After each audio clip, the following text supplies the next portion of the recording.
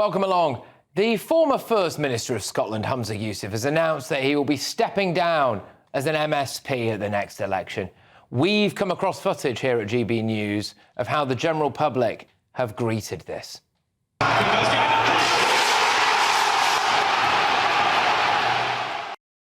It's disrespectful. Mr Yousaf's departure will be a sad loss. He says that he's going to explore new challenges, which is funny because, as you'll see, it appears that he finds most things a challenge. And he said, "I hope by becoming the First Minister of colour and first Muslim leader of a Western democratic nation, I have sent a clear message to every young person of any background who aspires to get involved in public service that you do belong and are just as deserving as opportunity as everyone else." Yeah, I mean, maybe he doesn't quite want everybody to have the same opportunities. My portfolio alone: the Lord President, white; the Lord Justice Clerk, white; every High Court judge, white; the Lord Advocate, white; the Solicitor General, white; the Chief Constable, white; every Deputy Chief Constable, white; every Assistant Chief Constable, white; the Head of the Law Society, white. Some may say that Mr Yousaf was an ocean-going disaster, like the ferry that he launched with Nicola Sturgeon that cost hundreds of millions of pounds, possibly didn't have an engine and allegedly had windows that were painted on. When he was Transport Minister, he was fined for driving without the correct insurance. Now, he said this was an honest mistake. When he was Health Minister, 1 in 7 Scots were on an NHS waiting list, and things were so bad under his tenure that when he became First Minister, he created a new position in his cabinet, the Minister for NHS Recovery. He's very vocal about his Muslim faith, and fair enough, but he did conveniently miss a vote on gay marriage, didn't he? Now, he said that he had an urgent meeting that he couldn't avoid and that he apparently supported equal marriage. Later, Alex Salmond accused him of coming under religious pressure, something Mr Yousaf will no doubt deny. But what about his record when he actually had the top job? Well, to be fair to Mr Yousaf, he demonstrated the same amount of competence he did in every other position he's held. Not a lot. He reportedly oversaw the contraction of the Scottish economy, missed A&E targets and spent £134,000 of taxpayers' money on 9 independence papers. Not to mention the money he controversially sent to UNRWA, £250,000 to be precise, shortly before his relatives managed to make it out of Gaza. He's denied any conflict of interest here and condemned criticism of this as Islamophobic. However, he does seem to think that quite a lot of stuff might be racist. He and his wife dropped a discrimination case against the Little Scholars Nursery School, having previously claimed that they were told that there were no places available, but children with, quote, white Scottish-sounding names were accepted. His hate crime bill saw him receive more complaints than J.K. Rowling. In the first few days, it essentially crippled Scottish police, led to allegations that they are now investigating hurty words instead of actual hardcore crime. He did, of course, resign ultimately after he sacked the Green Party from his coalition, seemingly not thinking that they would then back a motion of no confidence in him, something the wider public had been backing for many years. He is apparently only 39. So I suspect that we'll be seeing a lot more of Mr Yousaf in the future. But for now, shall we all just hold a moment's silence for the sad loss of Humza Yousaf as a political figure? Right, that'll do. GB News approached Mr Yousaf for comment earlier today. We asked him if he wanted to come on this show this evening. We asked him if he wanted to address accusations that he's failed in every political job he's ever had. And we asked him to address accusations that he might be considered a race baiter by some.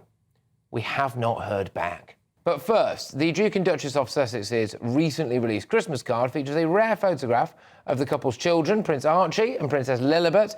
3-year-old Lilibet, who was last seen pictured as a baby, is shown running into the Duke's open arms, with her 5-year-old brother Archie pictured running into his mother's arms. There we go. Harry and Meghan are, of course, famously protective of their children's privacy, shunning the long-standing royal tradition of releasing annual images to mark important milestones. The couple's decision to wish recipients a very happy holiday season rather than a Merry Christmas has also raised eyebrows. Well, Charlotte Griffiths joins me now, the editor-at-large at The Mail on Sunday. Well, what do you make of this happy holidays, not the Merry Christmas? What's going on there? Well, first of all, posh people say Happy Christmas. So if Harry was being a true Brit, a true British royal, he would have said Happy Christmas.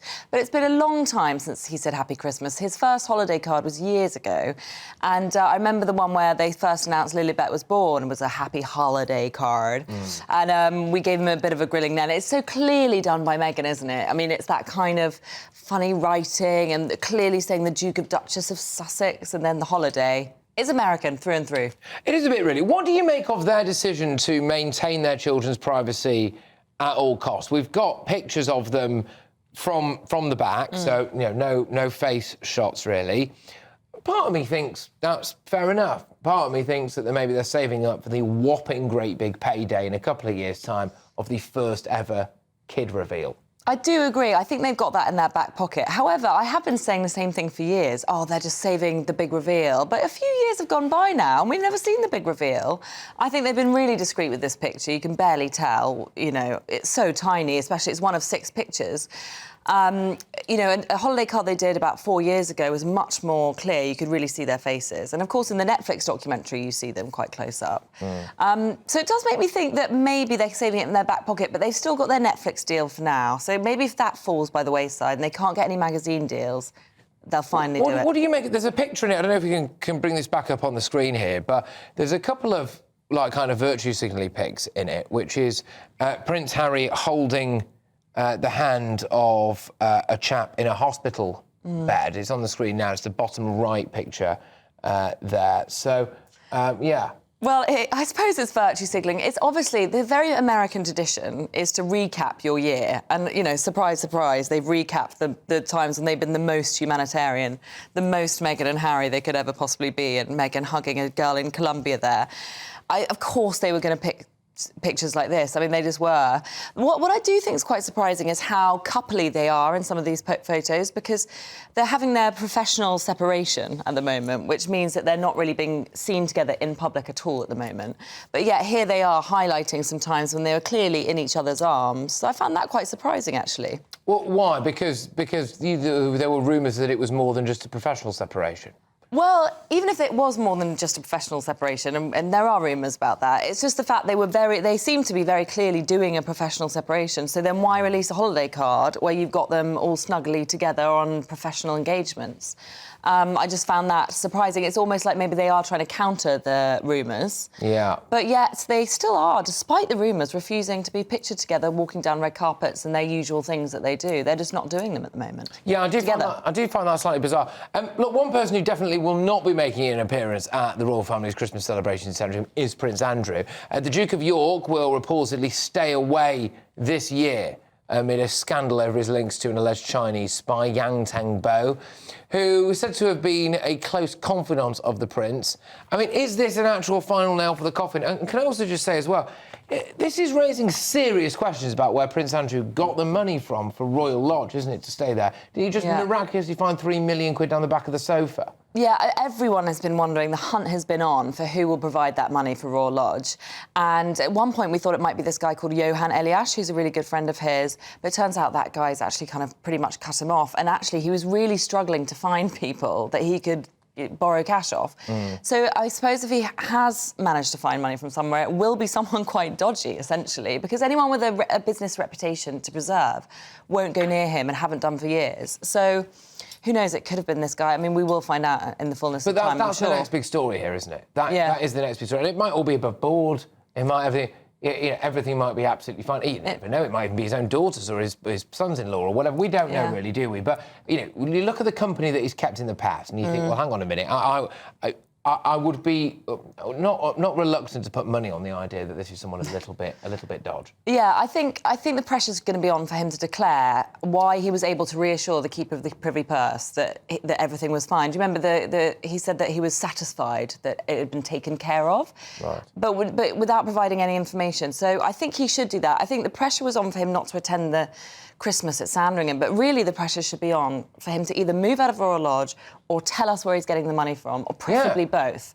That's where the pressure should be. I mean, the Christmas thing is a bit of a distraction, to be honest, because Christmas will be over in a flash, I hate to say it. Yeah. And this is much more important. I mean, this is a 30-room house. He shouldn't be in there. The King has made it very clear he wants him out, and he's refusing to budge. It's very undignified and unedifying, if nothing else. Yeah, absolutely. Well, look, Charlotte, thank you very, very much. Great to see you again. If I don't see you before, although I say this every time, have a very, very Merry Christmas or Happy Christmas, whatever I'm supposed to say if I'm deemed to be posh. Thank you very much.